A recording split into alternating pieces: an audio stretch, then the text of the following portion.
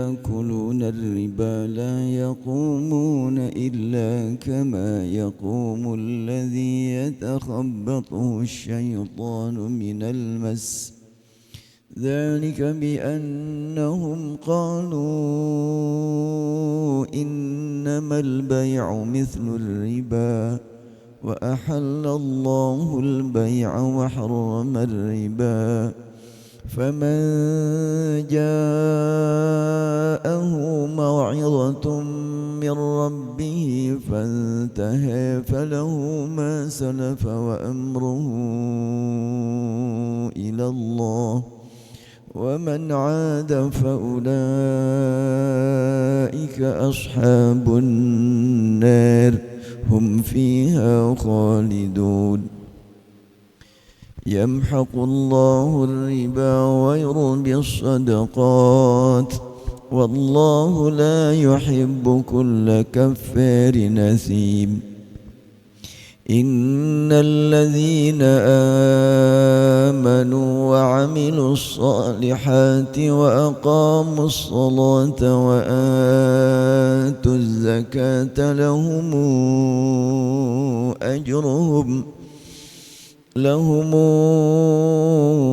أجرهم عند ربهم ولا خوف عليهم ولا هم يحزنون يا أيها الذين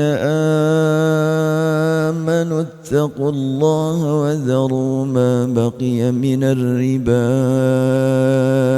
إن كنتم مؤمنين فإن لم تفعلوا فآذنوا بحرب من الله ورسوله وإن تبتم فلكم رؤوس أموالكم لا تظلمون ولا تظلمون وإن كان ذو عسرة فنظرة إلى ميسرة وأن تصدقوا خير لكم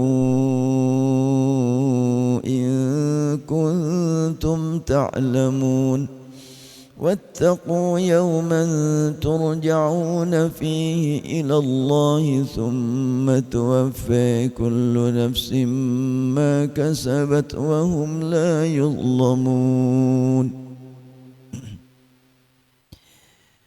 Sambil menunggu yang lain, kita tadabburi surat Al-Baqarah ayat tentang riba. Ya, saya sedang menulis buku tentang riba. Fenomena riba antara hukum, realita dan solusi. Allah Subhanahu wa taala menegaskan wa ahallallahu al-bai'a wa harrama riba.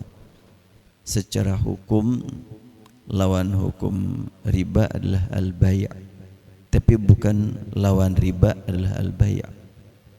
Lawan hukumnya saja.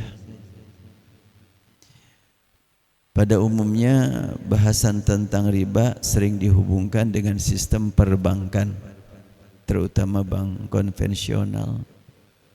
Sebenarnya bahasan tentang riba dalam Al-Quran lebih luas daripada sekedar berbicara tentang bank, apalagi pembatasan dengan bank konvensional. Sebab terbukti di kita ada dua jenis bank, ada konvensional, ada syariah. Bagi orang yang mempelajari ayat-ayat Al-Quran dengan mendalam, sulit dibedakan antara bank syariah dengan bank konvensional secara prosesnya. Akadnya jelas. Akadnya bank syariah menggunakan istilah-istilah Islam. Mudharabah, pemanya asal, fa'asalmu dan lain sebagainya. Tapi pada prakteknya kadang-kadang membuat orang bertanya-tanya. Ya, pengalaman pribadi terasa betul. Dari satu segi kita ingin menjunjung tinggi lembaga yang membawa nama syariah, namun dari segi yang lain kita juga tentunya tidak tepat kalau hanya sekedar tertarik dengan nama. tanpa memperhatikan isi. Ini yang sangat penting untuk kita gali tentang masalah riba secara menyeluruh. Ya, sempat berlangsung dialog antara calon jamaah haji dengan front office KBIH Maqdis. Sepasang suami istri membawa uang jumlah yang cukup untuk berangkat haji berdua dengan paket regional. Dia berpesan kepada office agar berkenan menerima dia sebagai calon jamaah haji dan diurus tanpa menggunakan bank. Ya jelas pihak Maqdis bingung, tanpa bank bagaimana bisa masuk.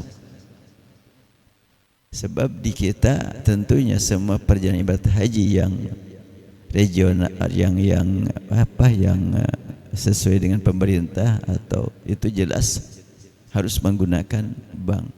Yang tidak menggunakan bank hanya haji furoda 450 juta atau 500 itu bisa berangkat langsung tanpa bank. Ya, ini adalah yang patut kita pelajari, yang patut kita perdalam sebagai lembaga Al-Quran. Bagaimana sebetulnya Al-Quran berbicara tentang riba. Dan Al-Quran jelas tidak berbicara tentang bank. Oleh karena itu pembahasan riba zaman sekarang yang dikaitkan dengan perbankan tidak pernah dialami oleh pembahasan yang dilakukan oleh para ulama di zaman sebelum riba, sebelum bank ada. Jadi kalau ada ketetapan bank konvensional riba, bank syariah tidak riba, itu pemikiran yang terkadang para pembahas Quran dan hadis tidak tahu perjalanan di banknya itu. Mungkin kalau dipelajari lebih dalam, boleh jadi mereka berkata, kok enggak ada bedanya gitu, cuma beda nama saja. Ya tapi penting nama juga, betul, alhamdulillah. Namun tentu jangan sampai tertipu dengan nama. Kita harus betul-betul memperhatikan isi. Istilah para ulama, qaddimil madmun ala syakal.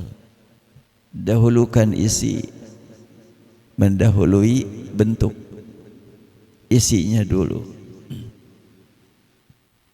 Ini yang ya sedang saya gali. Kenapa tadi orang berpesan ke pihak front office atau ke pihak panitia KBHI agar tidak dilibatkan dirinya dengan bank? Ya, dari satu segi mereka meyakini bahwa ibadah haji adalah perintah Allah yang tidak dapat dipandang sederhana. Siapapun yang tidak berjuang untuk menunaikannya, maka dipertanyakan hakikat keimanan dan keislamannya. Kalau selama memang memungkinkan. Mereka meyakini bahwa penggunaan jasa bank adalah berlawanan dengan syariat Islam. Ini bingung memang. Bank sistemnya tidak Islami. Sekarang mau ibadah haji, gimana gitu? Menurut pandangan mereka, ibadah haji dengan menggunakan jasa perbankan ini termasuk ibadah dengan cara maksiat atau mencampur adukan antara hak dengan batil. Apakah dapat dibenarkan pemikiran seperti itu? Ya, 40 tahun silam perjalanan ibadah haji dari Indonesia dapat ditunaikan dengan membayar ongkos naik haji langsung beberapa bulan sebelum keberangkatan. Bahkan tahun 90-an masih seperti itu tuh. Saya masih ingat tahun 2001 ditelepon oleh ya Mamah Umi almarhumah. Dia bilang, Kang antar haji nih, keluarga ada 4 orang. Ya siap, ada dia ongkosan mah gitu kan. Dia ongkos, kasih ongkos. Tahun itu juga berangkat berlima. Jadi tidak perlu lama-lama menunggu perbankan, cuma titip saja ke bank itu. Tapi tetap menggunakan bank juga sih. Untuk sekarang kan hal itu tidak bisa lagi dilakukan, bahkan nunggu sampai puluhan tahun. Oleh karena itu, memperhatikan proses perjalanan ibadah haji yang dari waktu ke waktu mengalami perubahan, jangan sampai dianggap sudahlah, daripada kita harus terlibat dengan bank, gak usah haji, lebih parah lagi itu. Ketetapan haji Al-Quran dan Sunnah berbicara tentang hukum nyimpen uang di bank, itu ijtihad. Yang mengatakan halal dan haramnya itu ijtihad, karena di zaman Rasul belum ada bank. Ya, ini yang patut kita pelajari bersama. Maka ini terdiri di 2 bab ini nanti itu. Bab fenomena riba, dan solusi riba itu adalah sedekah, bukan bayar. Kalimatnya yamhaqullahu riba wa yurbis sadaqat. Wa in kana dzu usratin fa nadhiratin ila maisarah wa an tasaddaqu khairul lakum. Itu jelas sekali solusi itu. Maka insyaallah buku ini akan membahas pertama tentang masalah riba, kedua tentang manajemen sedekah yang saat ini belum bisa dibuktikan sebagai solusi. Malah lembaga zakat, infak, sedekah dianggap sebagai lapangan kerja. Ini cukup sulit ini. Sebetulnya bukan lapangan kerja dalam arti cari nafkah, tapi lapangan amal melayani umat. Dulu waktu masih ada salah seorang direktur bank syariah di sini hadir pengajian, dia cerita ada karyawan di bank mengundurkan diri, ditanya mau kemana, saya mau pindah kerja. Kemana? Ke lembaga zakat. Emang gajinya berapa di sana? Disebutkan ternyata jauh lebih besar daripada kerja di bank. Sangat sulit itu. Kok bisa seperti itu? Kalau bank kan perusahaan, kalau lembaga zakat bukan perusahaan, kok bisa mendapatkan gaji lebih besar? Ini membuktikan bahwa memang pengelolaan tentang zakat, infak, sedekah belum bisa diharapkan dapat menjadi solusi yang menyelamatkan umat dari bahaya riba. Baik, kita perhatikan makna riba apa. Dalam Al-Quran, tulisan ar-riba itu tidak sama dengan riba dalam bahasa sehari-hari. Sebagaimana tulisan-tulisan yang lain dalam Al-Quran ketika memiliki makna yang mendalam, makna yang tersembunyi, tulisannya beda. Sebagaimana pernah dibahas, kalimat inna sholata itu pakai wawu, aqimis sholah pakai wawu, yuqimunas sholah pakai wawu. Padahal panjangnya A tentu pakai alif. Tetapi kalimat sholah yang dihubungkan kepada kaum mukminin, praktek sholat kita pakai alif. Alladzina hum fi sholatihim khashi'un, ala sholatihim yuhafizun, an sholatihim sa'ahun. Semuanya itu pakai alif. Ini memberikan makna bahwa sholat yang kita praktekkan tentunya sesuai dengan ukuran ilmu, tapi bukan sesuai dengan hakikat sholat yang dilaksanakan Rasulullah. Sebab kalau sholat dihubungkan kepada Rasul pakai wawu, inna sholataka sakanul lahum, qalu ya Syu'aibu as-sholatuka ta'muruk, itu pakai wawu. Demikian pula riba. Riba dalam hadis pakai alif, dalam bahasa sehari-hari pakai alif. Tapi riba dalam Al-Quran pakai wawu, tulisan riba itu. Berarti riba yang ditetapkan sebagai perbuatan yang haram dan membahayakan bukan riba asal riba, tapi riba yang bagaimana? Kalau riba dalam artian umum, ar-riba huwa ziyadah, demikian kata Imam An-Nawawi. Fa idza wudi'a riba ma'nahu wad'u ziyadah wal murad bil wad'i ar-radd wal ibtal. Arti riba adalah tambahan. Emang enggak boleh kita bermuamalah untuk mendapatkan tambahan? Justru pedagang ingin dapat tambahan. Kemudian tukar menukar ingin dapat tambahan. Biasanya juga tukar tambah. Ada istilah tukar tambah. Nah, apabila setiap tambahan itu dilarang, ya tentunya tidak akan ada kemajuan bagi umat Islam dalam kehidupan sehari-hari. Jadi yang bisa maju hanya yang memproduksi gitu, tidak ada tukar menukar. Oleh karena itu arti roba yarbu, riba, robah bermakna menambah, berkembang, meningkat dan juga naik. Ya enggak salah. Makanya yang ditetapkan dalam Al-Quran wa harramar riba ditulis dengan waw. Ba-nya dia setelah huruf ba adalah waw. Berarti bukan sekedar tambahan, tapi tambahan yang merugikan satu pihak, menguntungkan pihak yang lain, atau menguntungkan satu pihak, merugikan banyak pihak. Itu yang dilarang. Nah, dalam hal ini belum dibahas itu. Yang penting riba haram, bahkan semua bank tidak ada yang benar. Di Indonesia ada yang disebut dengan bank konvensional, ada bank syariah. Di Mekah tidak ditemukan bank syariah.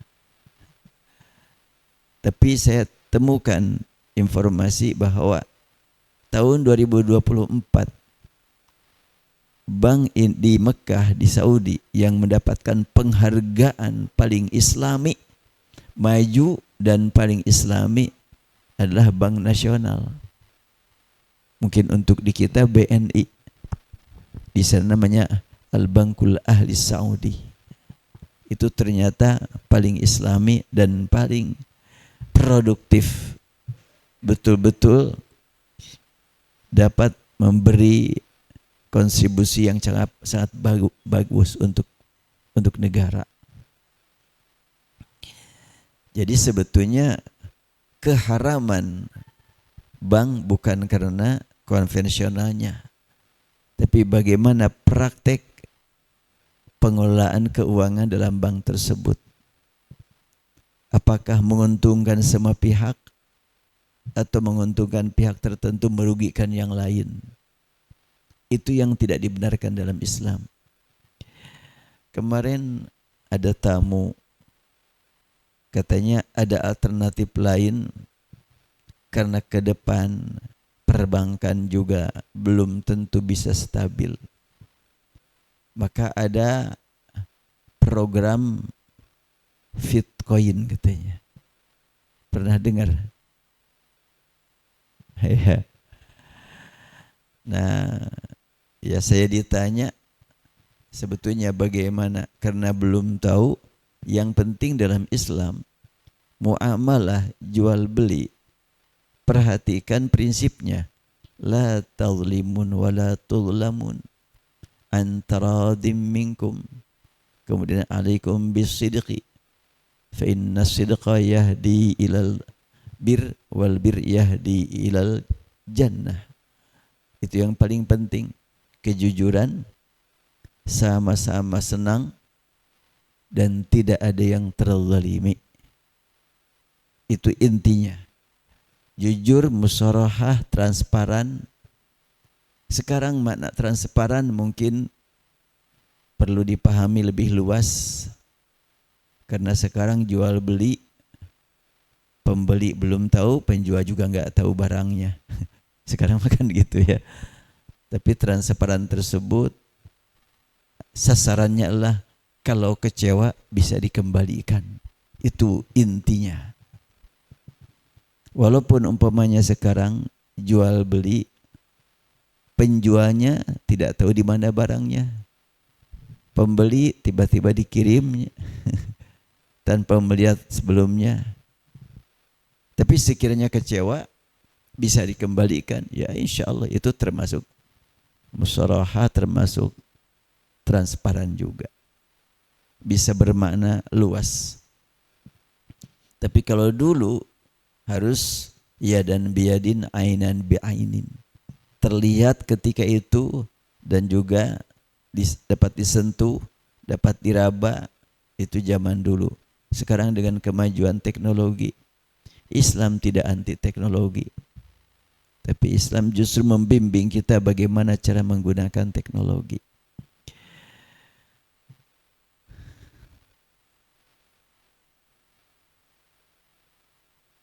Nah, kita insya Allah memahami sedikit demi sedikit ya tentang hukum riba. Sebelum dilanjutkan, kita gali hadis riwayat Bukhari.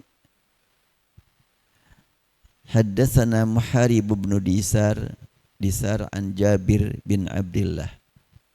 Jabir bin Abdullah berkata, Ataitun Nabiyya sallallahu alaihi wasallam wa huwa fil masjid. Aku mengunjungi Rasul sedang berada di masjid. Qala Mis'ar urahu qala duha. Aku yakin itu waktu duha itu. Faqala, maka Rasul bersabda, Salli raka'atain. Lakukanlah salat 2 rakaat. Wa kana li alaihi dainun faqadani wa zadani. Rasul berkewajiban bayar utang padaku. Li alaihi, li bagiku, alaihi wajib atasnya. Dainun. Faqadani, maka ketika itu Rasul membayar. Wa zadani, dan menambah dari jumlah utangnya. Ini jelas hadis riwayat Bukhari bahwa Rasulullah SAW membayar utang dengan jumlah lebih banyak daripada utangnya. Hadis riwayat Muslim mirip. An Jabir bin Abdullah qala kana li 'ala Nabi sallallahu alaihi wasallam dainun faqadani wa zadani wa dakhaltu alaihi al-masjid faqala li salli rak'atain. Hadis riwayat Bukhari menegaskan bahwa Jabir bin Abdullah menemui Rasul di masjid. Lalu Rasul menyuruh aku salat. Dan beliau punya utang, maka membayar dengan jumlah lebih banyak daripada utangnya. Hadis riwayat Muslim mengatakan, Kana li 'ala Nabi dainun. Nabi punya utang padaku. Maka beliau membayar dengan bayaran yang jumlahnya lebih banyak. Setelah itu, dakhaltu alaihil masjid. Baru masuk ke masjid. Berarti ini 2 peristiwa yang berbeda. Tadi masuk masjid, menemui Rasul, dan Rasul bayar utang. Kemudian kalau di sini, kalau riwayat Muslim, karena Rasul tadi nyuruh solat terlebih dahulu. Riwayat Bukhari, aku masuk ke masjid, Rasul nyuruh solat, dan setelah aku solat 2 rakaat, Rasul bayar utang dengan jumlah lebih banyak daripada jumlah utangnya. Riwayat Muslim menyebutkan Rasul punya utang padaku dan beliau membayar. Lalu aku masuk masjid dan beliau bersabda, solatlah kamu. Jadi kalau riwayat Muslim, solat setelah membayar. Riwayat Bukhari, membayar setelah solat. Berarti memang Jabir bin Abdullah ini bukan sekali meminjamkan uang ke Rasul. Atau mungkin Jabir bin Abdullah sebagai seorang yang biasa meminjamkan uang kepada siapapun termasuk Rasulullah SAW. Nah, sering diangkat masalah ini, boleh membayar dengan jumlah lebih banyak daripada utangnya kalau tanpa ada kesepakatan sebelumnya. Ya, untuk Rasul dengan Jabir enggak perlu pakai ada kesepakatan. Ini hubungan pribadi. Tapi kalau hubungan dengan lembaga tanpa kesepakatan, ya bagaimanapun lembaga akan bangkrut. Ya, ini nampaknya Ustaz Syahrul alumni ekonomi nih. Lebih ngerti nih masalah ini nih. Ekonomi ya dulu ya. Iya. Jadi kalau sekiranya ada seseorang yang punya uang 10 triliun umpamanya. Bikin bank yang islami. Simpan pinjam. Yang minjam terserah mereka mau nambah ataupun enggak waktu membayar. Karena Rasul juga tidak berjanji akan nambah. Terapkanlah sistem seperti itu. Kira-kira berapa lama bisa hidup tuh bank itu? Kan perlu ngegaji karyawan dan operasional untuk listrik, untuk internet, belum lagi kalau gedungnya nyewa. Dari mana nanti? Harus ada dana untuk biaya operasional. Ini yang penting untuk kita gali ini. Apalagi sekarang yang disebut dengan bank itu banyak cabang, ada pusat, ada cabang. Tentunya cabang harus laporan terus ke pusat. Apabila pinjam meminjam tidak ada kesepakatan membayarnya berapa nanti, tentunya tidak akan lama itu bank bisa hidup. Karena akan kehabisan dana untuk dana operasional. Nah ini nampaknya perlu ada kajian yang realistis itu. Dalam bahasan hukum, istilah para ulama, al-'adah muhakkamah. Saya memahami kalimat al-'adah muhakkamah, adat itu bisa dijadikan bahan pertimbangan dalam membahas masalah hukum. Yaitu ungkapan ulama, bukan ungkapan Rasul.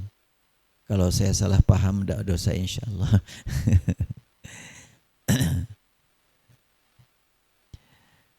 Nah kita kaji insyaAllah ayat per ayat. Alladzina ya'kuluna ar-riba la yaqumuna illa kama yaqumu alladhi yatakhabbathu asy-syaitanu minal mas. Dzalika bi annahum qalu innamal bay'u mithlu ar-riba wa ahallallahu al-bay'a wa harrama ar-riba. فمن جاءه موعظة من ربه فانتهى فله ما سلف وأمره إلى الله ومن عاد فأولئك أصحاب النار هم فيها خالدون. الذين يأكلون الربا. Kalimat ya'kulun di sini memakan. Dalam bahasa kita juga kata makan tidak selalu berkaitan dengan mulut ya. Ya terkadang makan bisa juga dengan menggunakan kendaraan. Bisa juga dengan mobil, bisa juga dengan rumah. Makan juga sih. Demikian pula yang dimaksud dalam ayat. Ya'kuluna riba ini makan barang riba. Bisa menggunakan harta untuk anaknya. Untuk beli pakaian. Hasil riba. La yaqumun illa kama yaqumul ladzi yatakhabbathu asy-syaitanu minal mas. Mereka tidak bisa berdiri tegak. Kalaulah mereka berdiri kayak yang sempoyongan karena diganggu oleh syaitan. Syaitan mengganggunya bagaimana? Mas, sentuhan. Sentuhan itu tidak terasa. Sehingga yang diganggu oleh syaitan untuk terlibat dengan riba, termasuk yang mengatakan aku jual beli, tidak riba, padahal tidak sedikit jual beli dengan mengandung riba. Ya, dulu pernah ada seorang kiai di kampung. Dia ditakdirkan Allah hartanya agak berlimpah. Dan dia menawarkan jasa kepada masyarakat yang perlu uang. Datanglah masyarakat ke dia karena dia seorang ustaz, kiai, percaya betul pasti islami. Kata kiai, saya tidak akan meminjamkan uang ya, tapi meminjamkan emas saja. Jadi kalau emas harga saya 1 juta, nih saya pinjamkan kepada kamu emas dan dibayar oleh kamu. Terserah kapan harganya 1,5 juta. Kira-kira gitu. Terserah mau 2 tahun, 3 tahun, yang penting dia bayar 1,5 juta. Tapi Pak Kiai, saya tidak perlu emas, saya mah perlu uang. Boleh jual kepada siapa silahkan. Ketika dijual kepada yang lain, dia nganjuk emas seharga 1,5 juta, dijual sama yang lain seharga 1 juta. Dan kata si Kiai tersebut, terserah kamu mau jual kepada siapa. Mau ke toko emas, mau ke saya juga nggak apa-apa. Jadi si Kiai itu meminjamkan emas seharga 1,5 juta dan dia siap membelinya dengan harga 1 juta gitu.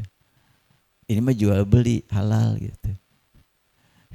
Itu adalah main-main dengan akad jual beli yang isinya sangat zalim. Padahal bahasan riba itu di akhir adalah la taulimun wa la tulamun. Dan itu bukan satu orang itu. Yang akhirnya banyak masyarakat yang betul-betul kehilangan kekayaan mereka karena tidak mampu membayar. Akhirnya sawah dikasihkan ke kiai karena gak kebayar. Ya Allah. Disinilah kalimat bi'annahum qalu innamal bay'u mithlur riba. Mereka berkata, sama aja kan jual beli dengan riba, sama aja. Memang sampai saat ini banyak jual beli yang praktiknya sama dengan riba. Sampai saat ini. Bukan cuma dulu. Akadnya jual beli isinya lebih parah daripada pinjam uang ke bank. Cuma karena memang akadnya jual beli tidak merasa riba. Ini yang sangat-sangat penting bagi kita untuk kita upayakan menggali makna selama memang bukan terjepit, tidak pinjam uang dengan bunga yang besar. Mau namanya bunga ataupun ujroh ataupun margin, itu nama tidak ada dari hadis semuanya juga. Wah, kalau bunga itu haram, kalau ujroh mah enggak, kalau margin mah enggak. Dalilnya mana itu? Enggak ada. Itu semuanya adalah merupakan istilah-istilah saja. Nah, wa ahallallahu al-bay' wa harrama riba. Allah menghalalkan al-bay' dan mengharamkan riba. Riba dari awal ini terulang kata riba dalam halaman ini 3 kali. Semuanya tulisan riba, bukan tulisan biasa tapi pakai wawu. Ini yang sangat penting bagi kita ketika kita menemukan tulisan dalam Al-Quran yang di luar aturan yang dikenal oleh orang Arab. Pasti memiliki makna yang memang di luar makna yang dikenal oleh orang Arab, gitu sajalah. Termasuk sholat. Ketika yuqimunas sholat, aqimis sholat ditulis pakai wawu, berarti sholat yang diperintahkan Allah yang ditulis dengan pakai wawu itu bukan sholat yang terukur oleh ilmu fikih kita. Hanya syarat, rukun, wajib, sunnah, mandub. Tapi ada yang tidak terukurnya, yaitu ta'abudnya itu. Kerendahan diri, ketundukan kepada Allah, keikhlasan, itu tidak diukur dengan ilmu fikih itu. Ketundukan, kekhusyuan tidak dapat diukur dengan ilmu fikih. Nah, demikian riba. Yang diharamkan itu riba yang tulisannya pakai wawu. Faman ja'ahu mau'izatun min rabbih fantaha falahu ma salafa wa amruhu ila Allah. Bila orang yang sudah melakukan riba kemudian mendapatkan nasihat dari Rabbnya dan dia berhenti, tidak berarti udahlah uang aku tinggalkan saja. Enggak. Falahu ma salafa. Silahkan ambil. Wa amruhu ila Allah. Nah, ini kalimat wa amruhu ila Allah ini sangat menarik nih untuk kita gali nih.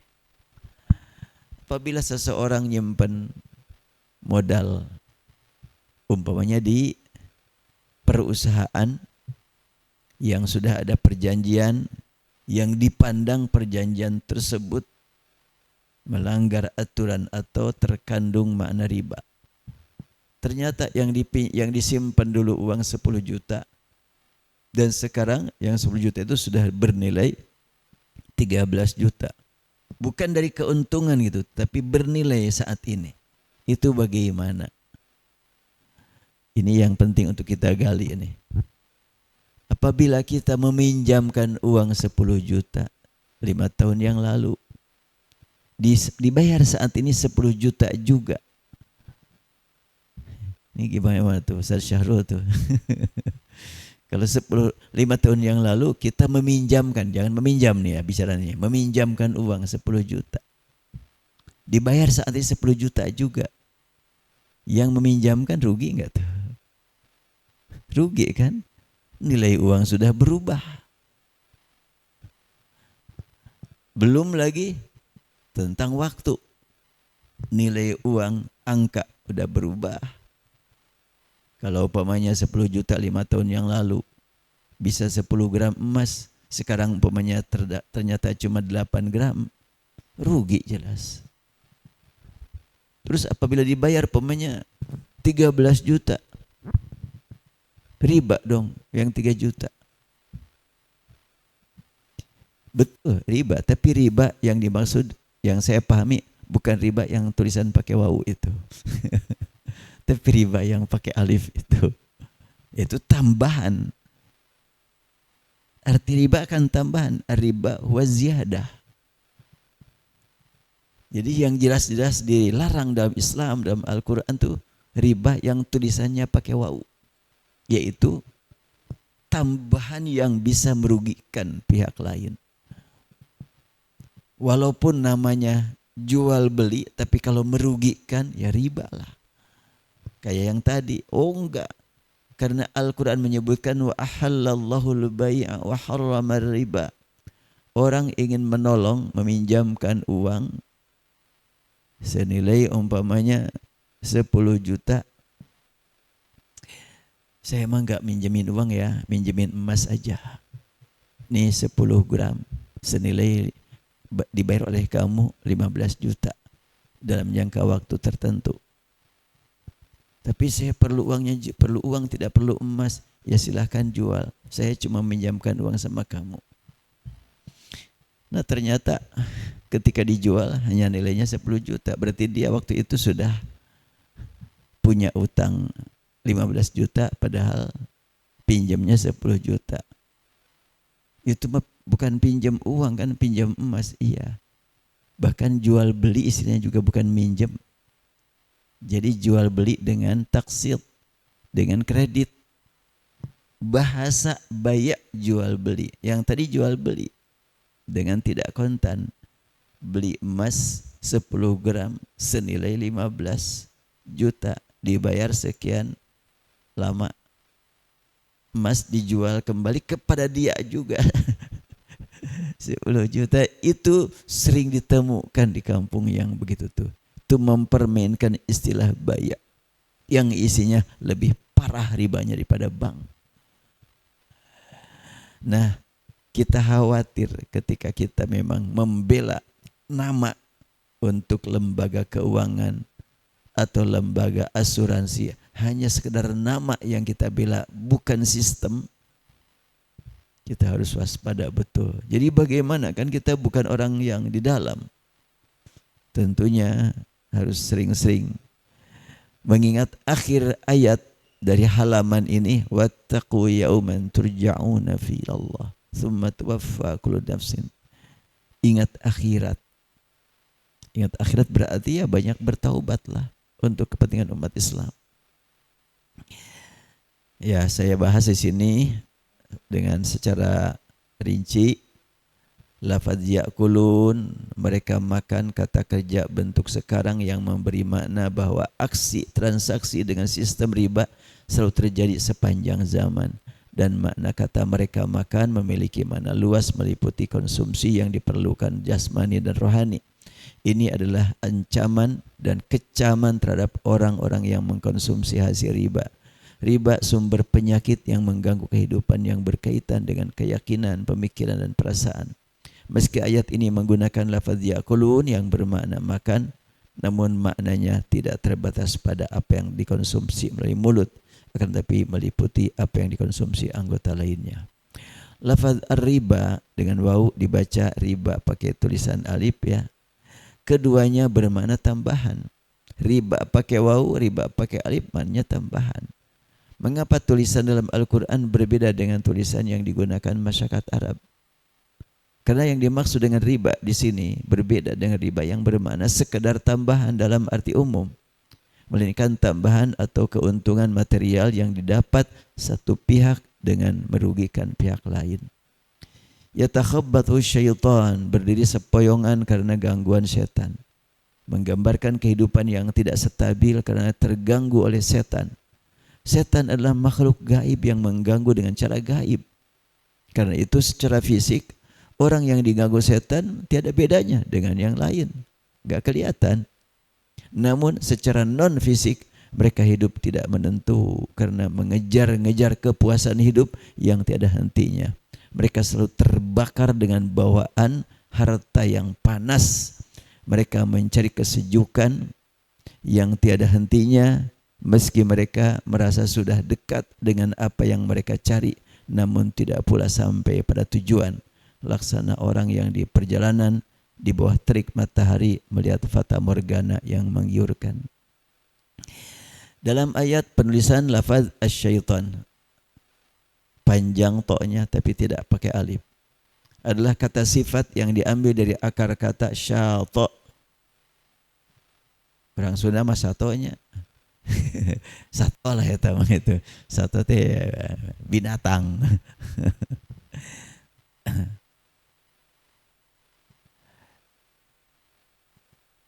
Syaitan masuk pada wazan fa'lan.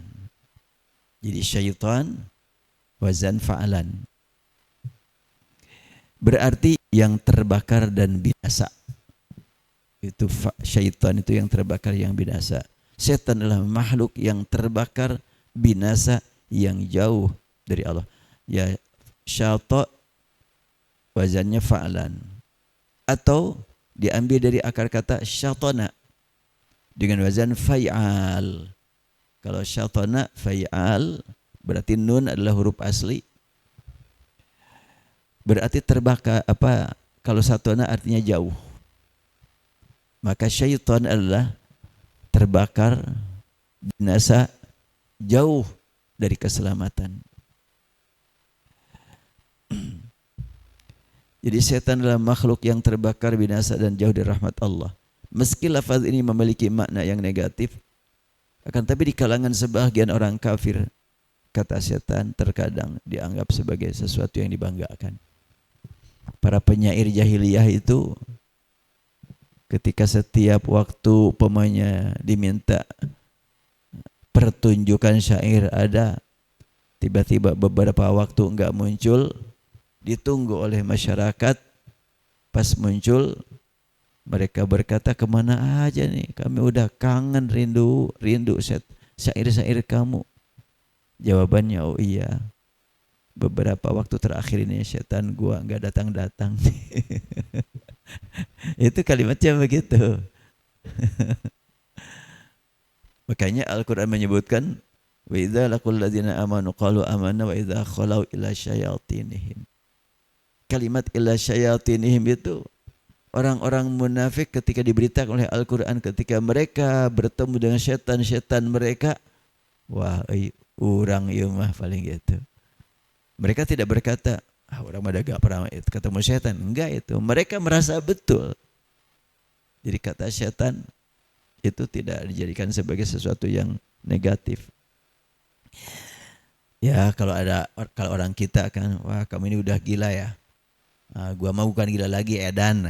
Biasa gitu. Jadi ya kebanggaan lah gitu.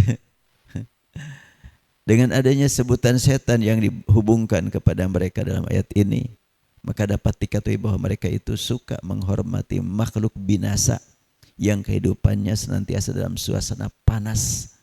Kata panas di dunia sering diungkapkan untuk kondisi udara yang berhubungan dengan fisik, namun sering juga diungkapkan untuk menggambarkan panasnya pemikiran, perasaan batin, dan terkadang panasnya syahwat. Jadi siapakah setan itu? Dan siapakah yang diganggu setan yang sebenarnya? Mereka adalah orang-orang yang merasa terbakar dengan melihat ahli ibadah dalam keadaan tenang, dalam suasana kerukunan, menikmati ibadah. Mereka juga merasa terbakar melihat jumlah kaum muslimin yang semakin bertambah jumlahnya. Mereka juga merasa terbakar ketika melihat kaum muslimin menikmati ukhuwah dan seterusnya. Itu setan. Berarti kalau begitu maka minal jinnati wan nas jelas. Orang-orang yang membenci Islam panas terus. Terutama kalau memasuki bulan Ramadan, mereka betul-betul panas. Sesuai dengan nama Ramadan kan, membakar. Ketika kita merasa panas atau tidak senang melihat saudara seagama yang terlihat menerima kenikmatan lebih atau kemajuan yang mengagumkan, maka hendaklah segera menyadari akan bahaya gangguan setan yang sedang menguasai dengan minal mas dengan sentuhan tanpa disadari.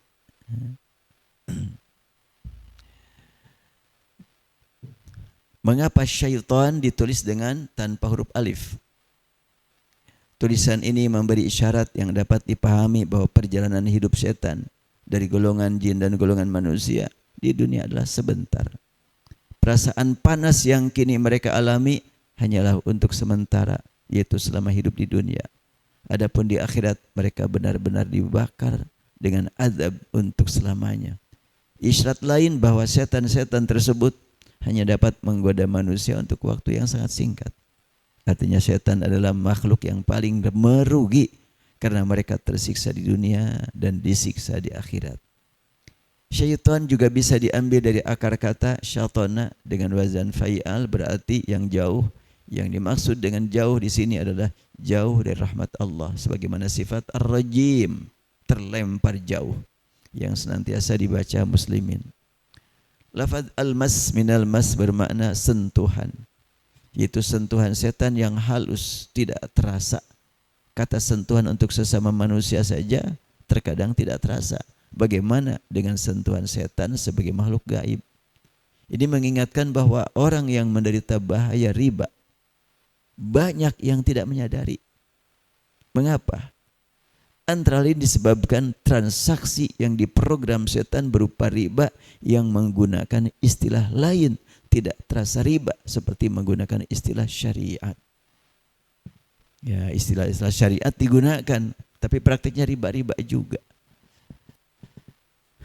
Hanya dengan menggunakan istilah-istilah Islam seakan-akan mereka sudah aman dari bahaya riba.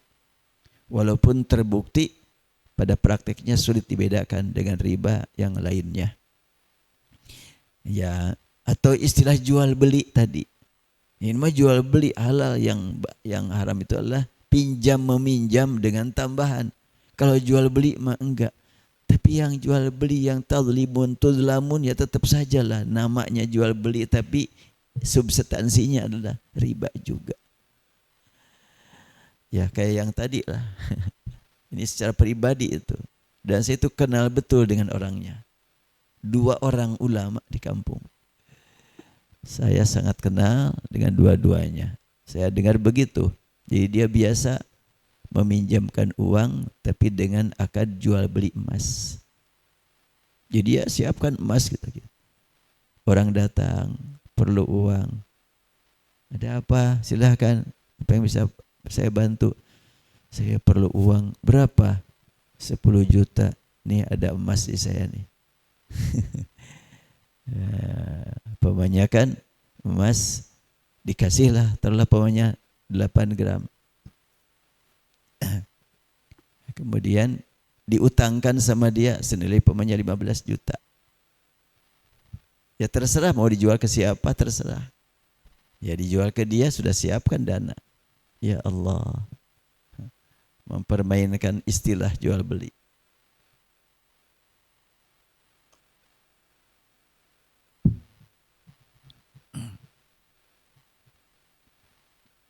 Sentuhan setan membuat orang tersentuh menderita kebakaran saat melihat orang lain mendapat keuntungan atau mendapat harta berlimpah. Karena setan itu panas, sentuhannya pun panas. Cuma panasnya bukan panas fisik, panas non fisik. Jadi kalau kita terkadang panas melihat orang lain punya kemajuan, berarti terkena sentuhan setan. Sentuhan setan membuat penderita kebakaran semakin jauh dari jalan yang benar. Karena bawaan setan adalah terbakar, binasa dan jauh dari Allah. Al-bay', lafaz al-bay' biasa diartikan jual beli. Inilah jalan keluar dari bahaya transaksi sistem riba. Apakah semua transaksi jual beli pasti aman dari riba? Kini kita patut meningkatkan kewaspadaan. Karena dengan kemajuan sains dan teknologi, sering berlangsung transaksi jual beli dengan menggunakan istilah-istilah syariat. Namun patut diwaspadai karena realitasnya banyak mengandung riba. Dahulu terdengar pernyataan dengan lisan orang luar berkata, jual beli itu sama dengan riba. Sekarang pernyataan tersebut tidak hanya keluar dari lisan dan bukan pula hanya dari lisan orang luar, akan tetapi ditulis dan dibaca kalimatnya yang menggunakan bahasa jual beli tanpa menggunakan istilah-istilah yang identik dengan riba, walaupun isinya tidak jauh berbeda dengan riba, bahkan menggunakan istilah Islami bahkan. Ya, mudah-mudahan Allah mengampuni. Saya dulu pernah kan pinjam uang 100 juta ke bank syariah untuk membayar melunasi tanah karena terdesak waktu itu. Dikasihlah sistemnya, akadnya bank syariah melunasi utang saya ke penjual. Kemudian saya bayar ke bank, ya karena dia membeli lah gitu, dia membeli tanah lunas. Kemudian saya adalah kredit ke bank. Mencapai berapalah 150 atau berapa dalam jangka waktu sekian tahun.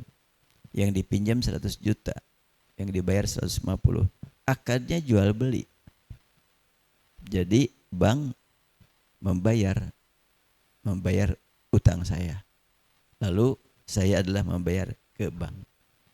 Jadi di situ bank menjual ke saya dengan kredit senilai 150 dalam sekian 5 tahun atau berapalah gitu. Prakteknya bagaimana? Bank gak tahu tanahnya juga.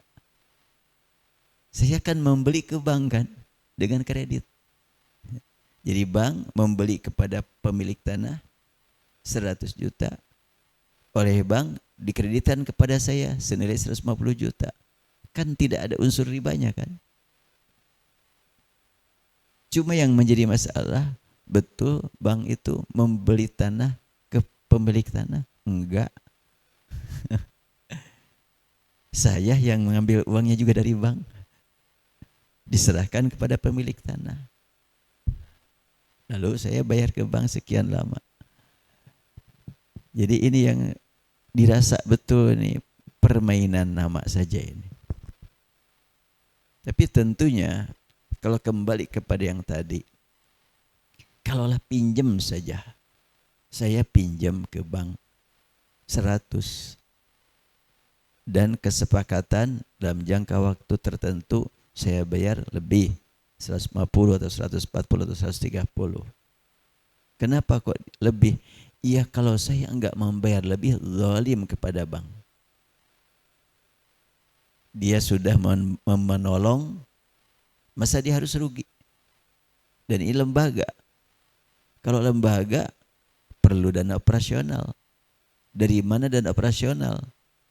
Kalau bukan pembayaran lebih dari yang minjem. Cuma yang biasa disebut yang begitu itu adalah riba. Alasannya apa sebut riba? Ada dalil, kullu qardin jarra manfaatan fahuwa riba. Gimana nih, saya lihat nanti.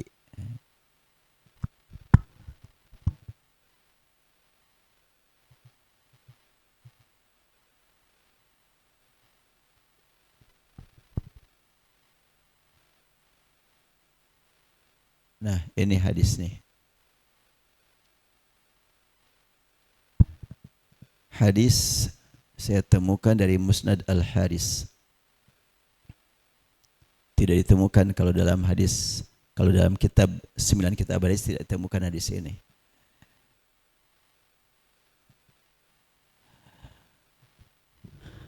Haddatsana Hafs bin Hamzah an Ba'sawar bin Mus'ab an Umarah Al-Hamdani qala sami'tu Aliyan yaqul qala Rasulullah sallallahu alaihi wasallam kullu qardin jarra manfa'atan fahuwa riba. Artinya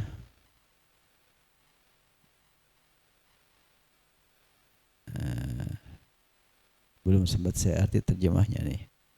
Kullu di antara sanad kullu qardin itu kan setiap pinjaman jarra manfaatan membawa manfaat maka riba.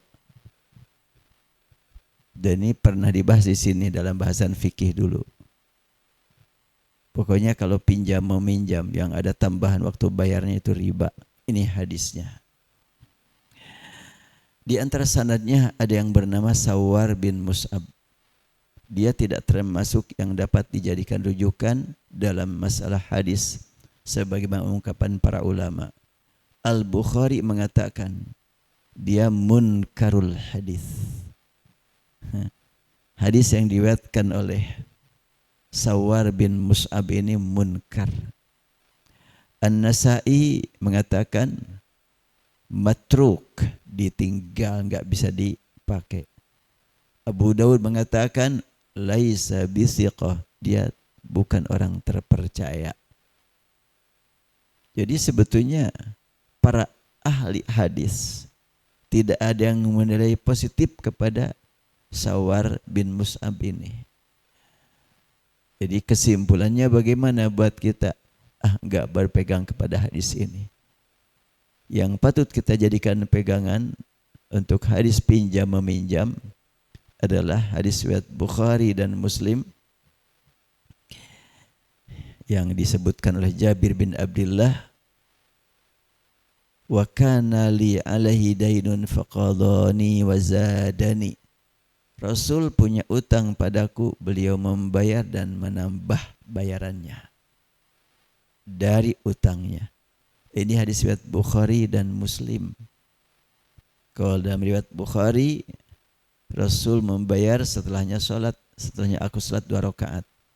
Dalam riwayat Muslim, Rasul membayar lalu beliau menyuruh aku salat 2 rakaat. Ini memberi makna boleh jadi bukan sekali Rasulullah punya utang kepada Jabir. Sehingga sekali waktu dibayar di masjid, selesai sholat, di waktu yang lain dibayar di luar sebelum masuk masjid.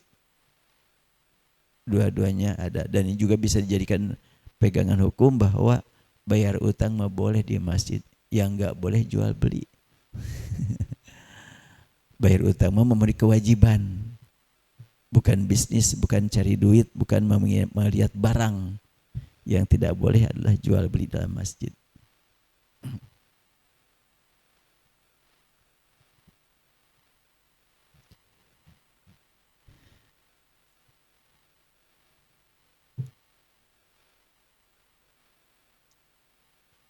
Ya, kita lanjutkan. Lafaz harrama dan ahalla. Ahalla menghalalkan, harrama mengharamkan. Allah menghalalkan jual beli dan mengharamkan riba. Bagaimana jika ditemukan transaksi sistem riba dengan menggunakan istilah syariat dalam jual beli? Apakah status hukumnya akan berubah? Ini adalah fenomena yang patut diwaspadai. Apabila kata riba hanya diberi nama, diberi makna tambahan, ya, apakah setiap tambahan itu haram? Ini juga perlu kita gali. Jadi ya setelahnya saya merasa terpanggil untuk mencari makna di balik penulisan huruf. Sekarang pun ditemukan ada yang sangat penting untuk kita gali. Tulisan ar-riba pakai wawu. Pada prinsipnya muamalah dengan mendapat tambahan atau keuntungan itu adalah keperluan hidup umat sepanjang zaman. Ya kalau tidak boleh kita bertukar menukar, ada tambahan, terus keuntungannya dari mana? Syariat Islam tidak menghalangi umat untuk mengisi kehidupan dengan aktivitas yang mengantarkan mereka dapat memenuhi keperluan hidup. Akan tetapi syariat Islam mengatur bagaimana cara mewujudkan kehidupan yang menghasilkan tambahan atau keuntungan yang bersih dari kezaliman. Ini yang paling penting, bersih dari kezaliman. Karena itu perlu diperhatikan mana yang menguntungkan semua pihak tanpa ada yang dirugikan, dan mana yang menguntungkan pihak tertentu dan merugikan pihak lain.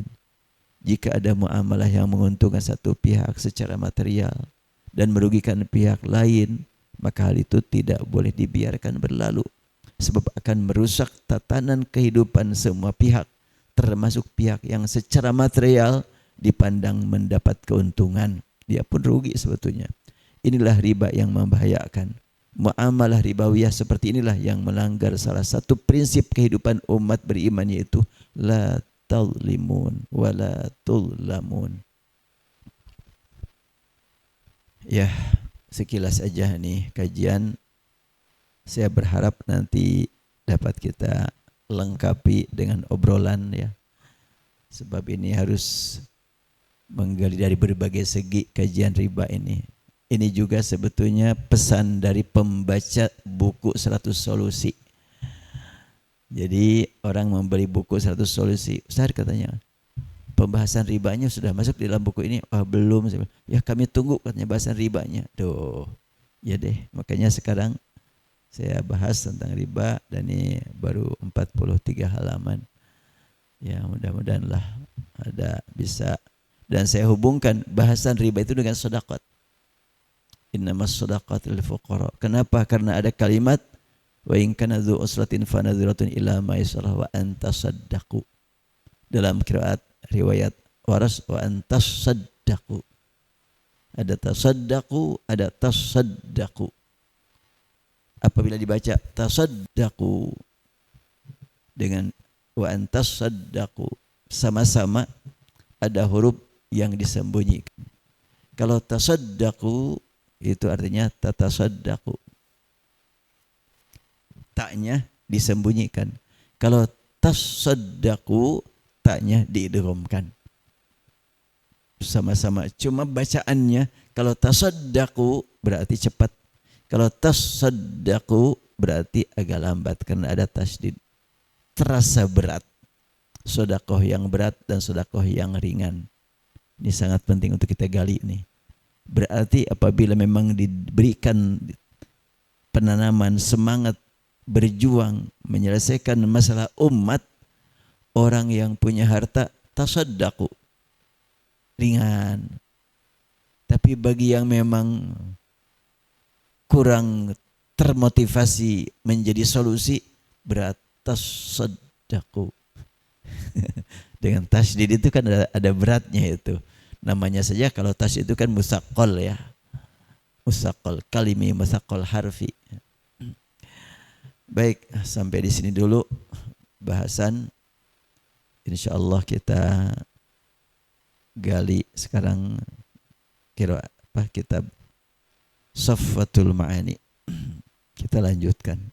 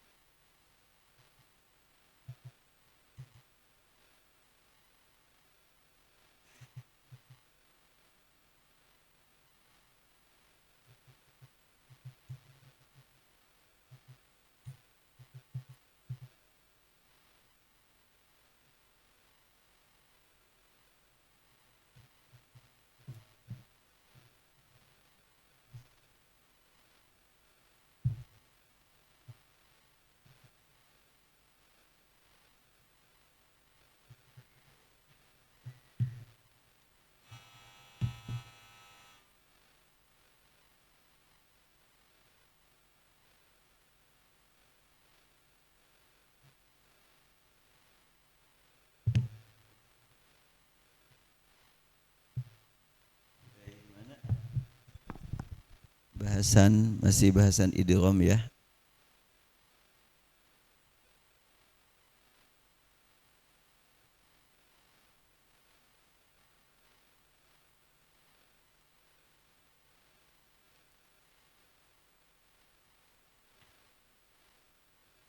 Ya, idgham kabir, mutaqaribain dan mutajanisain.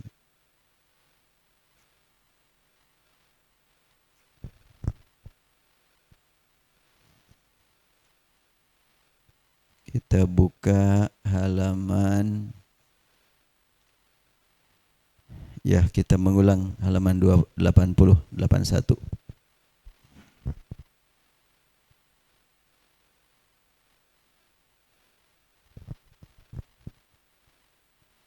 Pada pertemuan yang lalu telah kita bahas bahwa idgham itu ada yang terletak dalam satu kata, ada yang kata berbeda. Pada dasarnya idgham itu pada dua kata yang berbeda. Demikian pula kan idgham yang shaghir ya. Kalau bertemu nun sakinah menghadapi huruf idgham dalam satu kata kan tidak diidghamkan ya. Seperti dunia ya, bunyan, marsus tidak diidghamkan. Demikian pula idgham kabir. Pada dasarnya berlangsungnya idgham itu bila dua kata yang berbeda. Kalau dalam satu kata bila ditemukan itu pengecualian saja. Maka masih ingat pengecualian idgham kabir dalam satu kata adalah manasikakum dan salakakum.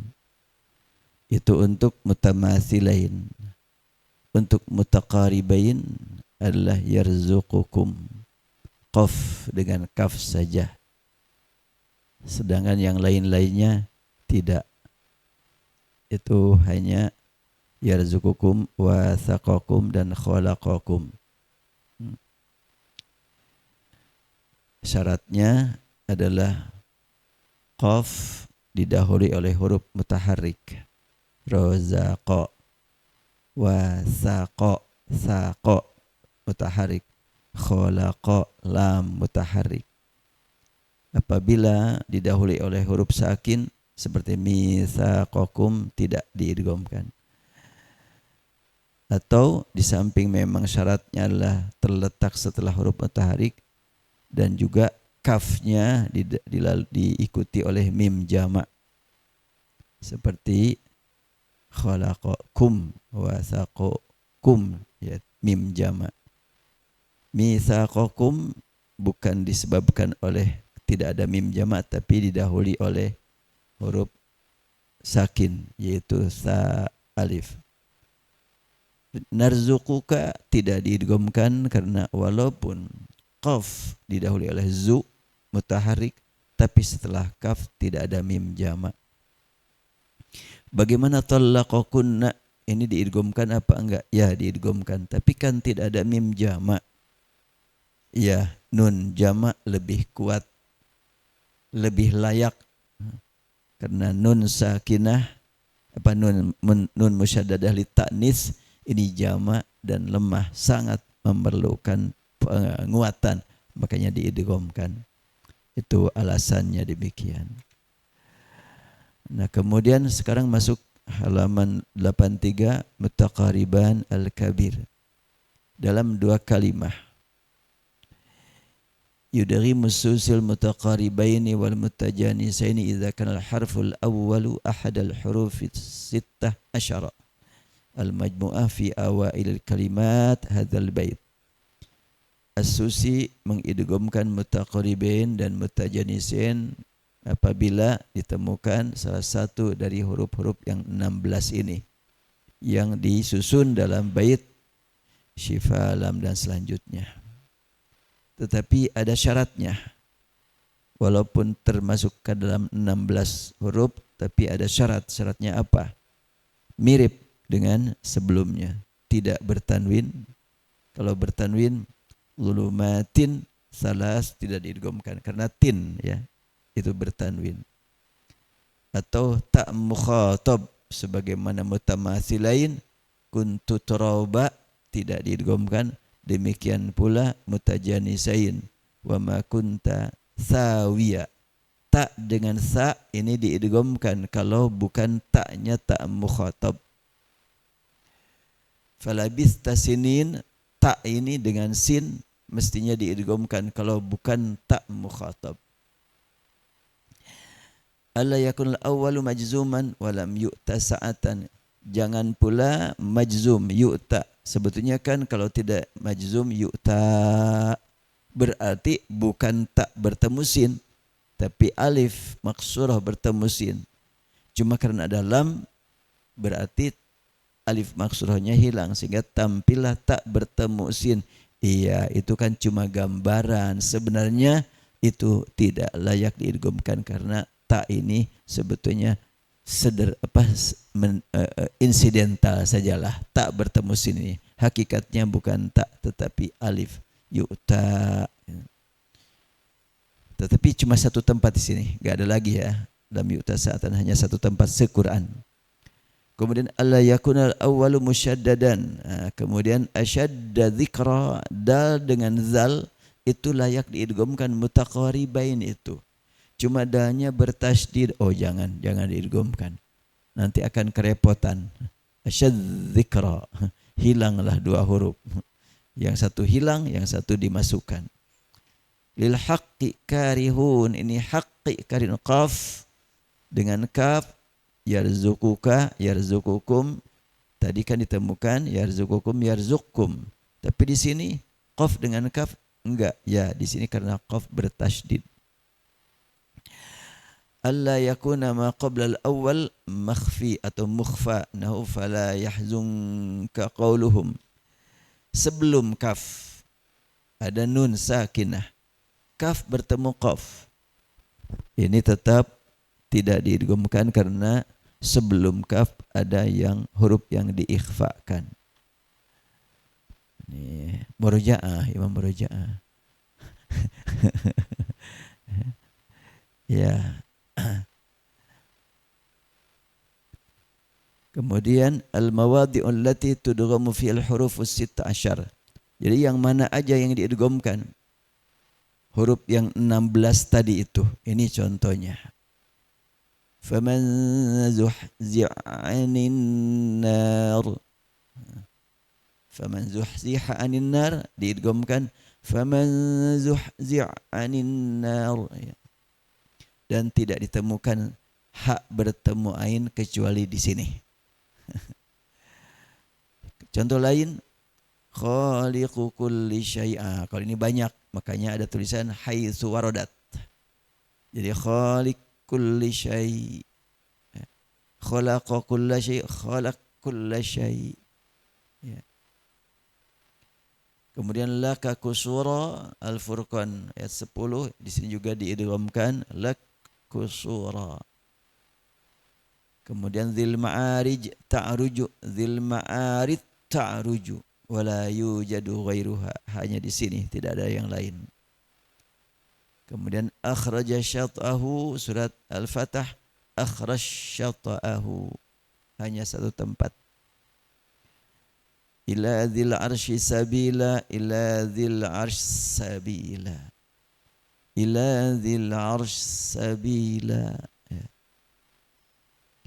Kemudian bil li ba'dhi sya'nihim, ini diidghamkan atau bil ikhtilas, ini silakan dua dipilih. Li ba' sya'nihim atau diikhtilaskan. Kalau ikhtilas itu izhar, cuma setengah huruf atau sepertiga huruf. Jadi bagaimana?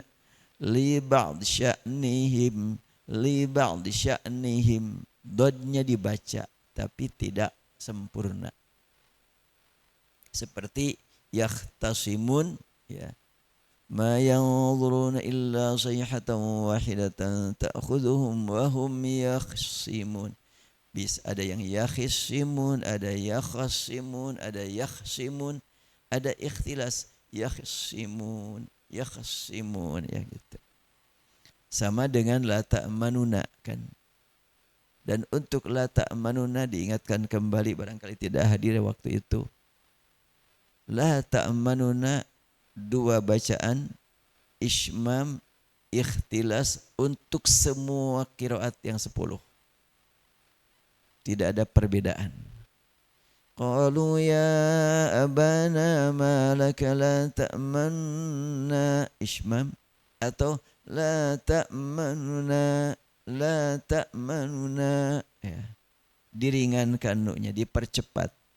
Qalu ya abana ma laka la ta'manna ala Yusuf. Ada apa sih di balik Ishmam dan ikhtilas? Kalau orang Sunda bilang yang namanya ngabohong ngosom ngomongna, kira-kira gitu kan. Kan la ta'manna, beda tuh. Yang bohong enggak jelas bibirnya juga. Ada isyarat-isyarat tanpa disadari. Itu sarafnya itu lain gitu. Sarafnya membuat dia enggak jelas menyebut la ta'manna. Kemudian mau diperjelas juga enggak jelas juga. La ta'manuna ala Yusuf. Kenapa? Karena la ta'manuna itu kan sebetulnya diucapkan oleh saudara-saudara Yusuf dengan bohong. Ya abana, ma laka la ta'manuna. Wahai ayah kami, kenapa sih engkau enggak percaya kepada kami? Kami janji ingin membawa main Yusuf. Kasihan di rumah terus. Tetapi sebenarnya mau berbuat zalim. Makanya pengucapannya tidak jelas. Nah, begitulah gambaran. Dan saya pun sampai merenung, oh ternyata ini sepakat semua ulama qiraat yang 10 dengan bacaan itu semuanya. Ishmam atau ikhtilas untuk la ta'manuna. Kan bisa la ta'manna, kalau la ta'manna maka la di situ nafi, nahi, bukan nafi. Kan la bisa bermakna nafi, bisa bermakna lahi. Nafi bisa bermakna nahi ya. Bahkan ada yang bermakna taukid. Sebahagian ulama tafsir mengartikan la uqsimu bihadzal balad, la uqsimu biyaumil qiyamah, itu la taukid katanya. Kenapa kok pakai la? Sebetulnya la juga bisa taukid. Yang berarti tidak itu. La uqsim biyaumil qiyamah. Jangan, enggak begitu. Aku bersumpah, kan bisa begitu tuh. Jadi dia mengatakan aku bersumpah, setelahnya mengatakan la. Tapi kalau la uqsimu diartikan dengan la nafi, berarti tidak bersumpah. Enggak, yang dia maksud la uqsim bi hadzal balad, la uqsim biyaumil qiyamah, justru bersumpah. Jadi ada la nafi, la nahi, bahkan la taukid.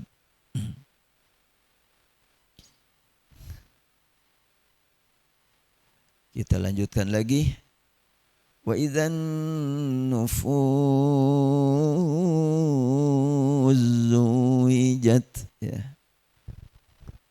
Karena memang didahului dengan mad, maka salah satu arid berlaku. Artinya boleh 2 harokat, boleh 4, boleh 6. Wa idzan nufuz zuwijat, wa idzan nufuz zuwijat, wa idzan nufuz zuwijat. 2, 4 atau 6.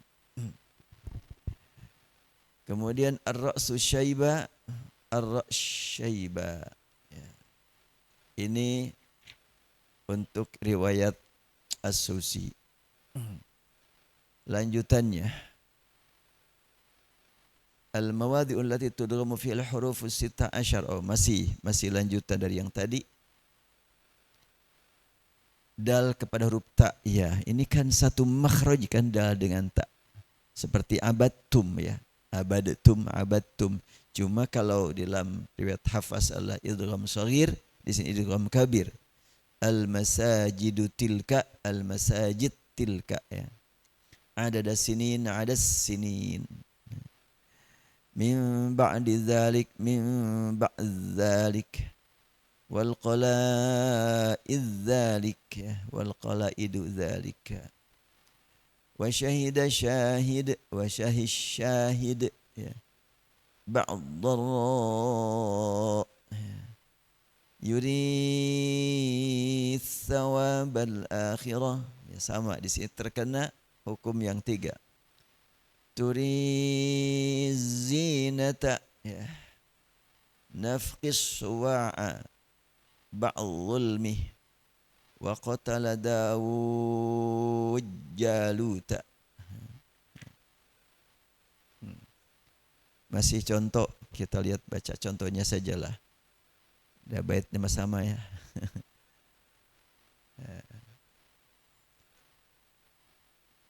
Al-mawadi allati turgamu fiha al-huruf as-sitta asyar, masih ini, masih sitta asyar nih ya.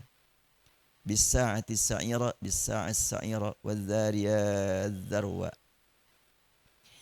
Bi-arba'a asy-syuhada wal-'adiyat dhabha. As-salihat thumma an-nubuwwat thumma faz-zajira az-zajra. Untuk wasafati saffan faz-zajirati zajran fattaliyati dzikra, bukan hanya asusi, Hamzah juga mengidghamkan dengan dua riwayatnya, Khalaf dan Khalad sama-sama mengidghamkan. Itu mah termasuk kepada furush. Was-saffat saffan faz-zajira zajra.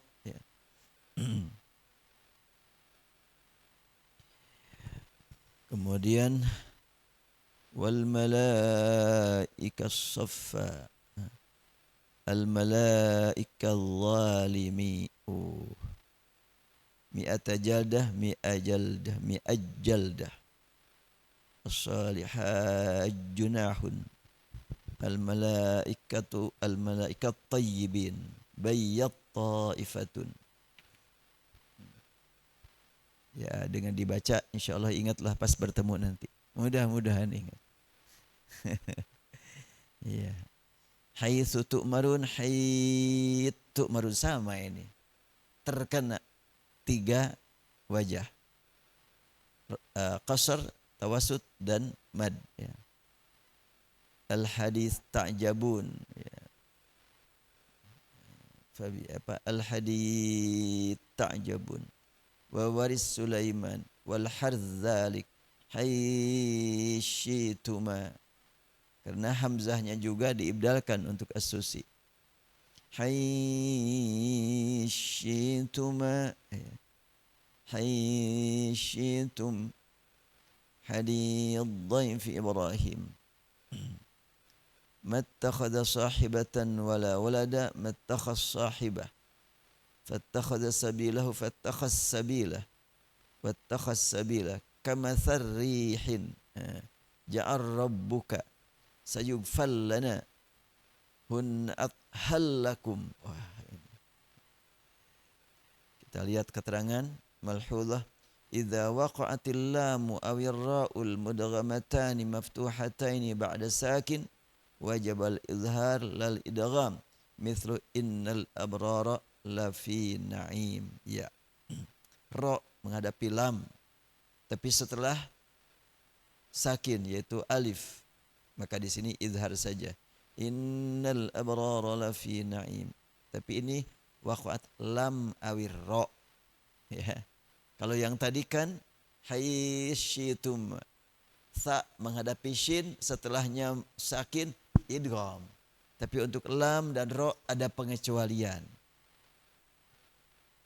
Mana baitnya? Di sini pasti ada baitnya nih.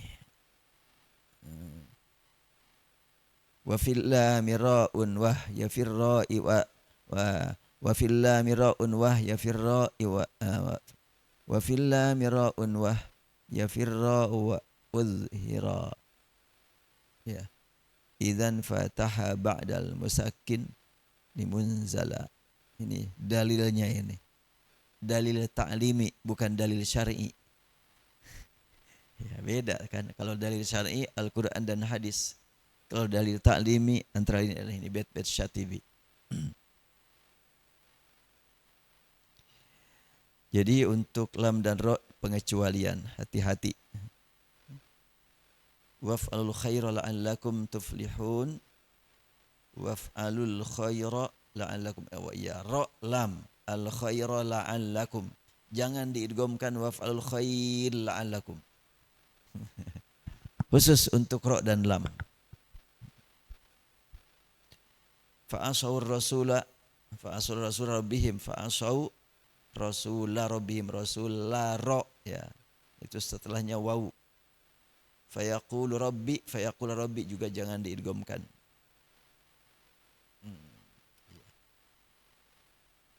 Kalau enggak ada kasih tahu ini bisa diidghamkan ya oleh kita nih. Tapi ada bednya nih. Wa fillah miraun wa ya firra wa udhira idzan fataha ba'dal musakkani munzala. Ya, kalau enggak sempat hafal diingat aja contoh-contohnya. Sebetulnya menjadi guru-guru ilmu kita itu harus hafal nih. Ya, Syekh Abdul Rashid itu ya setiap kali ngisi kan tanpa melihat kitab lagi, udah dibaca dulu satu bab. Bahkan beliau mengatakan, saya harus membacanya ini tabarrukan. Ini adalah ilmu yang ditulis oleh seorang waliullah. Beliau begitu.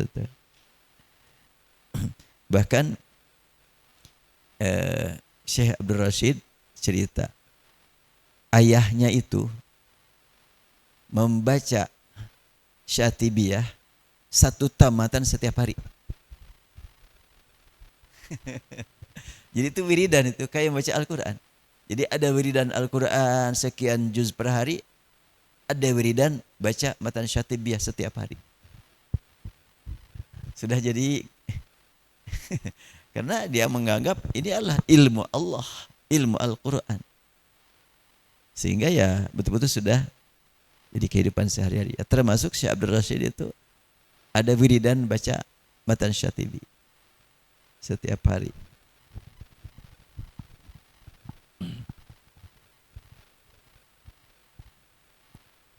Dan Syekh Abdul Rashid itu dia mulai setoran hafalan Al-Quran kepada ayahnya usia 10 tahun. Tanpa diketahui oleh ayahnya dia sudah punya hafalan. Jadi dia suka duduk mendengarkan para santri setoran hafalan kepada ayahnya, duduk aja gitu. Kadang-kadang sambil jalan. Tapi ada rekaman. Pas usia 10 tahun bilang, kata dia ya antara 10-11 lah, saya enggak ingat katanya. Sejak itu saya minta waktu ke ayah untuk mendengarkan saya setoran. Emang kamu sudah hafal? Ya, ternyata tinggal urutan saja. Hampir semuanya sudah hafal. Cuma urutannya saja yang belum teratur. Ya mungkin dari surat Atin loncat ke surat Al-Asr kan kira-kira begitu lah. Ilal ladzina amanu falahum jadi watawasau bil haqqi.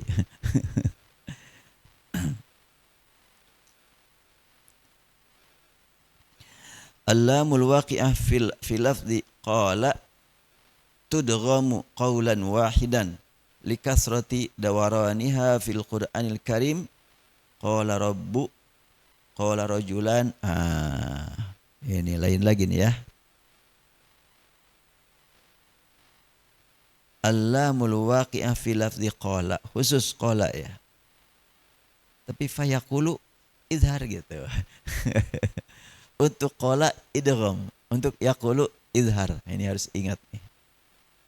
Fayaqulu rabbi, tapi qal itu harus diidghamkan. Qar rabbi, qar rajulani. Kenapa kok diistimewakan? Likathrati dawaraniha fil Qur'anil Karim. Karena banyak sekali. Jadi kita ingat saja di sini fayaqul rabbi laula akhartani, jangan diidghamkan. Tapi qala rabbirhamni qala rabbukum itu diidghamkan. Qala rabbukum. Qala rajulan. Lanjutannya an-nun firra wal lam. Wa idh ta'adzana rabbuka al-a'raf khazain rahmat rabbi lan nu'mina laka min ba'di ma tabayyana lahum, semuanya diidghamkan. Wa idh ta'adzana rabbuka khazain rahmat rabbi ya lan nu'min laka min ba'di ma tabayyana lahum. An-nun firra wal lam.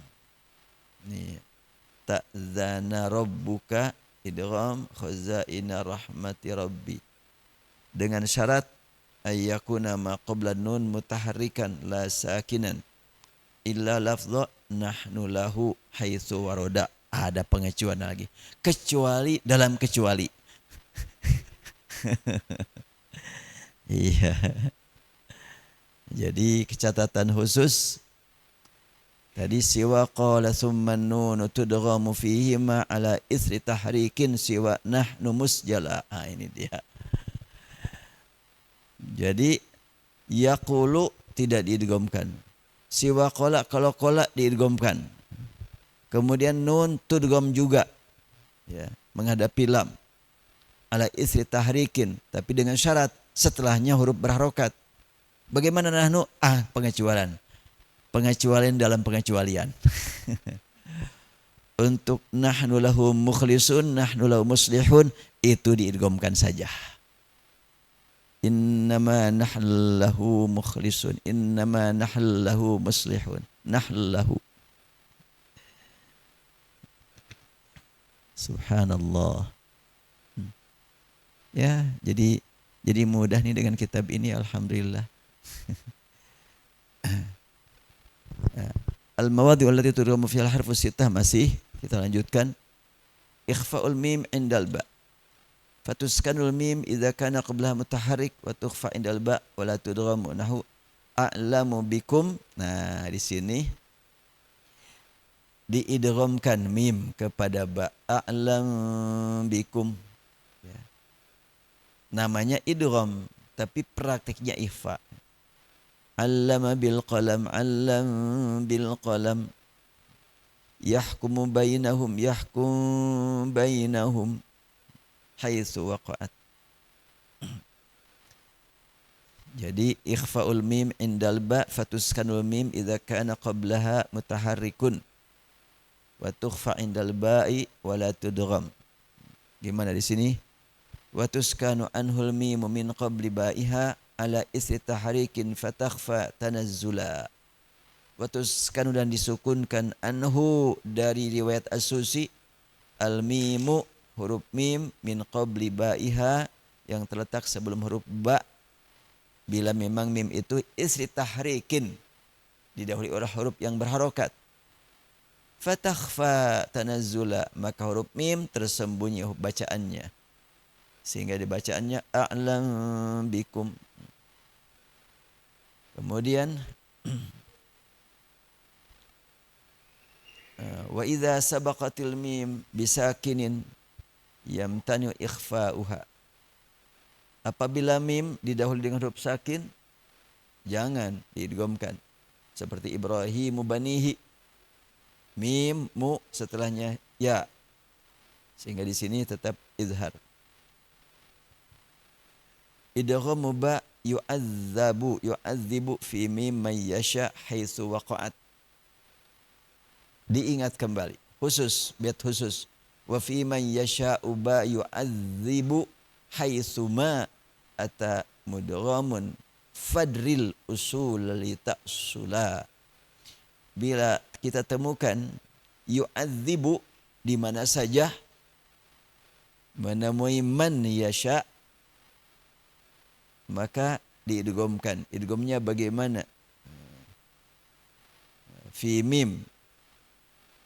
Jadi bacaannya yu'azzim man yasha. Ini selamanya. Surat Al-Imran, Al-Maidah, Al-Ankabut, Al-Fatah.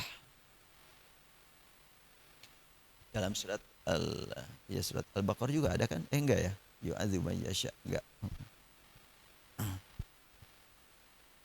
Tudghamul ba fi'il mim ba'da jazmiha fi hadhil mawadil khams, amma mawadil baqarah 284 fahuwa majzumun inda Abi Amrin. Oh gitu. Saya jadi ingat ke Al-Baqarah. Oh, di Al-Baqarah untuk Abu Amran majzum. Jadi tidak termasuk hukum ini. Tetap bacaannya mah sama. Fayaghfir liman yasha wa yu'adzim man yasha. Untuk Hafaz yu'adzibu, tapi untuk Abu Amrin yu'adzib. Jadi itu tidak termasuk idgham kabir.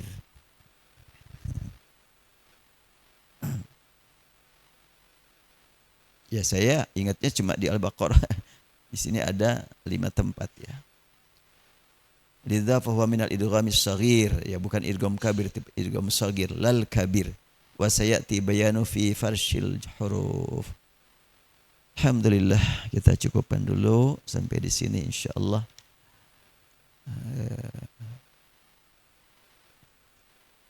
Baru sampai 153. Sekarang mah ada agak dikebutnya. Insyaallah lah, enggak begitu sulit. Hanya membaca contoh-contoh.